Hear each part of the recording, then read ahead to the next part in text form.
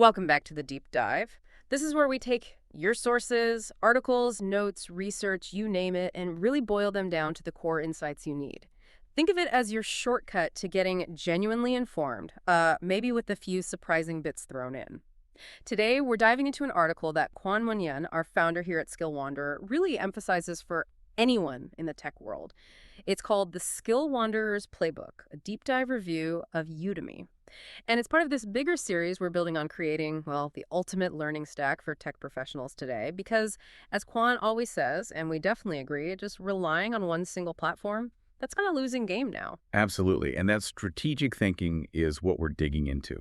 Udemy. Quan calls it the biggest and most chaotic tool in the shed, which feels pretty accurate, right? So our mission here is simple. Give you a strategic guide, drawing directly from Quan's experience on how to really use Udemy's strengths and, maybe more importantly, how to dodge the pitfalls. Consider this your playbook for making Udemy actually work for you. Okay, so let's unpack that. When is Udemy the right tool? Kwan lays out some pretty clear scenarios where it really shines. Useful to keep these in mind. First off, he talks about needing a specific tool or technology, like right now. What makes Udemy so good for that immediate need? Yeah, that's all about agility. See, unlike platforms with, long development cycles, individual instructors on Udemy, they can spin up courses on new tech, sometimes really niche stuff, almost overnight. So if your team just adopted something new, maybe the official docs are thin, or you need to understand a library by next Monday, Udemy often has the most practical, up-to-the-minute stuff first. Like learning LinkedIn for networking, he Yeah. mentions, or even something complex like the balanced scorecard. Exactly. It's that instant access to very specific actionable stuff. Okay, immediacy makes sense. What about the cost? That always comes up with Udemy. Oh, definitely. The budget angle is huge. If you're watching your spending, Udemy's incredibly tempting. Quan points out that with their sales, and we'll get to how often those happen, you can almost always find a pretty meaty course for what? $10 to $15. Yeah, hard to argue with that price point. It really is. And it sounds great for just testing the waters in a new area. Maybe you're curious about AI, but not ready for a massive commitment. Totally. Quan calls it a fantastic, low-risk way to dip your toes in. Right. You grab one of those huge mega boot camps for less than $20, see if the topic actually clicks. If it does, great. If not, you haven't really lost much. That's super valuable when you're trying to figure out your next move. What about those really obscure tools? The ones where the official guides just, well, don't cut it. Yeah, that's where Quan literally called it a career saver. His example was Commanda 7, an enterprise tool. Sometimes the official stuff is just lacking or maybe too dense for practical use, but you find an instructor on Udemy, someone who's actually used it in the trenches. They can give you those real-world insights that just aren't written down anywhere else. It's like getting advice from a mentor, almost. And for people like me who learn best by actually building things. Then Udemy's often a perfect match. Quan notes most of the really good courses are built around learning by building. You're not just listening to theory, you're actually putting together an application. If that's your style, you'll probably love it. Okay, and the last point was using it to supplement theory, like after a heavy Coursera course. It's exactly. It plays that utility role perfectly. Quan says taking a practical Udemy course after a theoretical one is ideal for making the concept stick. You connect the what for the theory class to the how in a real-world project. All these scenarios, Quan highlights, they really tie back to Udemy's core nature, that open marketplace model, which brings us to both its biggest strengths and its biggest headaches. Right, so let's talk about that classic Udemy experience. You see it, right? The complete 2025 developer mega bootcamp, 60 hours, 450 lectures, 20 projects, list price $200, sale price $12.99 for the next 12 hours only. It feels like this amazing all-you-can-eat buffet for pennies. You just want to dive in, but then that little voice asks, okay, what's the catch here? And that's the crux of it. Quan admits, like a lot of us, he has this total love-hate relationship with Udemy. He sees the incredible value, but also the frustrating inconsistency. I mean, he even talks about his own library. Dozens of courses bought with great intentions, but the completion rate, maybe not so great. The key thing to grasp is the business model. It's an open marketplace. Meaning anyone can just upload a course, unlike, say, Pluralsight. Pretty much. Anyone from a top expert to someone, just starting out with a webcam can create a course, set a price, and put it up.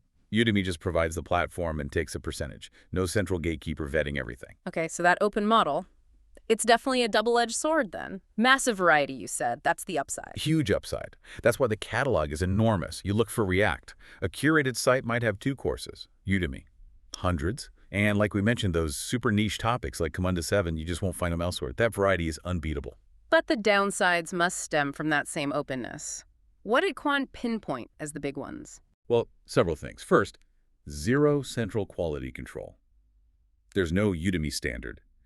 A brilliant 5-star course can literally be listed right next to a 2-star one with terrible audio or information that's like 5 years old.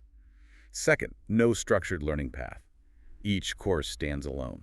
There's nothing guiding you on prerequisites. Quan learned this the hard way. Ah, yeah, the TensorFlow story. Exactly. He jumped into TensorFlow super keen, but just hit a wall. Why? Because he hadn't mastered the data preparation fundamentals needed before tackling TensorFlow itself. The platform doesn't guide you. You have to figure out your knowledge gaps. And what about reviews? Can you trust them if anyone can upload? You mentioned manipulated social proof. That's a real issue. Some instructors might try to, game the system early on with fake positive reviews from friends. Makes a weak course look good initially. That's why Quan stresses you have to be a critical consumer. Don't just glance at the star rating. We'll get into his specific method for checking proof in a bit. So, with all this potential inconsistency, what's the safety net? How does Udemy protect the buyer? The main thing is their 30-day money-back guarantee. If a course really isn't working out, you can request a refund. It's your primary insurance. Though, Quan does note it's often Udemy credit, not cash back. So they're still encouraging you to try another course. He also touches on Udemy Business that's different, a subscription for companies, but his playbook is really focused on us, the individual learners navigating those sales. All right, so it's this huge, sometimes messy library. How do we actually find the good stuff? Quan developed his own personal shopping algorithm, right? A set of rules. Yeah, and his Skill Wanderer's playbook for Udemy is gold, honestly. Rule number 1, super simple. Never, ever pay full price. Ha! Okay, that seems achievable. Totally. Quan reckons they have sales at least 3 days a week, often more around holidays. Just be patient. Add it to your wish list, wait a few days. The sale price will almost certainly pop up. No need to rush. Got it. Wait for the sale. Rule 2 sounds crucial, given what you said about reviews. Master the social proof triumvirate. Exactly, because that star rating isn't enough. So, first part, reviews and ratings themselves. Look for volume. Thousands of ratings, not just dozens. A 4.6-star course with 25,000 ratings. Much safer bet than a perfect 5-star with only 50 reviews. And Quan's process is key. Read the 5 most helpful positive reviews, A&D, the 5 most helpful negative ones. Look for patterns. Are multiple people complaining about the audio? Outdated code. That tells you a lot. Okay, reviews. What else is in the triumvirate? Second, the instructor profile. Click their name. Do they have a real professional background in this field? Do they have other courses that are also highly rated? Big green flags are things like a personal website, a blog, maybe a GitHub profile showing their work. It shows credibility beyond just Udemy. Right. Dig a little deeper on who's actually teaching. And the third part. Third, course content and preview videos. This is vital. Check the last updated date. Is it recent? Avoid those dead courses that haven't been touched in years, especially in tech. Then, actually watch several of the free preview lectures. Is the teaching style clear? Do you like their voice? Is the audio okay? Trust your gut feeling here. If something feels off, just move on. Saves hassle later. That makes a lot of sense. Check the ratings volume, check the instructor, check the previews and recency. What about those huge courses, the mega-bootcamps? They seem like such amazing value. Yes. Rule number 3, beware the mega-bootcamp trap. They look tempting, right? 80 hours of everything. But Quan points out, if you're not a total beginner, they can be really tedious. You'll likely know a chunk of the early material already. Yeah, I definitely bought those and spent the first 10 hours on 2x speed skipping sections. Exactly. So, while great for absolute newbies, if you have some experience, Quan suggests shorter, more focused courses, maybe 10 hours, that target the specific skill gap you actually have. Often a much better use of your time. Okay, avoid the temptation unless you're starting from absolute zero. And this next rule connects back to his TensorFlow experience, doesn't it? It does. Rule number 4, build a structured learning path. Don't use Udemy alone. Remember, Udemy is mostly practical application. It often lacks deep theoretical foundations. So Quan strongly recommends pairing it with platforms that do offer that theory, like Coursera, Pluralsight, ADX, maybe university courses, or even good books. Use Udemy as the practical supplement to a more structured path. Otherwise, you risk hitting that wall like he did, missing key fundamentals. Right. Use it as part of a stack, not the whole stack. What's Rule 5? Rule 5 is simple. Use your 30-day safety net wisely. If you follow all the rules, check the reviews, instructor previews, and still end up with a dud course, which can happen, use the refund policy. It's there for a reason. It's your ultimate protection. Just, use it honestly, as Quan says. Don't abuse it. Makes sense. Use the refund if needed. And the final rule sounds like something we could all use more of. Rule number 6. Use fast forward and skip aggressively. This is about valuing your time. Quan says treat your time as your most valuable asset, period. Use the playback speed controls, 1.5x, 2x, whatever works for you, to get through sections you already partly know. And be ruthless about skipping. If a video is covering something basic you've already mastered, like installing Node.js, just skip it. Get to the parts that offer real value to you. Be ruthless with your time. I like that. So this playbook isn't just about buying courses. It's about how Udemy fits into the bigger picture for different roles, and crucially, this idea of a learning stack. Exactly. That's where the strategy comes in. Quan breaks down the value by role. For developers, it's fantastic for hands-on, project-based learning on specific frameworks or libraries. Courses like Build a Full-Stack E-commerce app with Mern or Mastering Docker and Kubernetes. Very practical.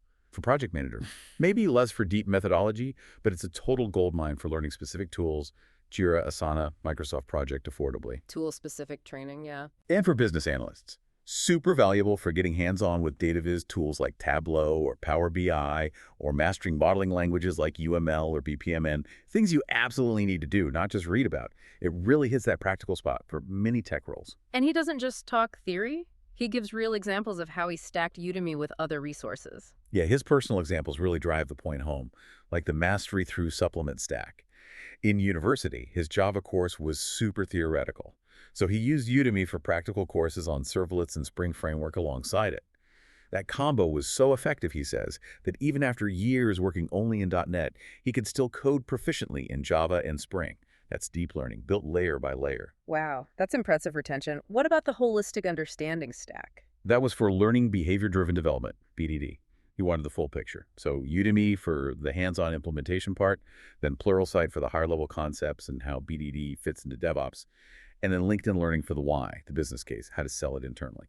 So different platforms for different facets of the same topic. Practical, conceptual, business value. Exactly. A 360-degree view you wouldn't get from just one source. Makes sense. And he had one for onboarding new folks, too. The intern bootstrap stack. Right. This one's really clever for managers. Start interns on something like Codecademy for the absolute basics, JavaScript syntax, Java syntax in that interactive, low-pressure way. Then, once they have the fundamentals, move them to a project-based Udemy course. Build a real React app or a Spring project. It takes them from pure syntax to actually building something tangible fast. Nice. And the last one was cross-discipline. Yeah, when he was moving into a business analyst role, he used Udemy for a practical course on the balanced scorecard framework. But he supplemented that with several key books on business strategy his mentor recommended.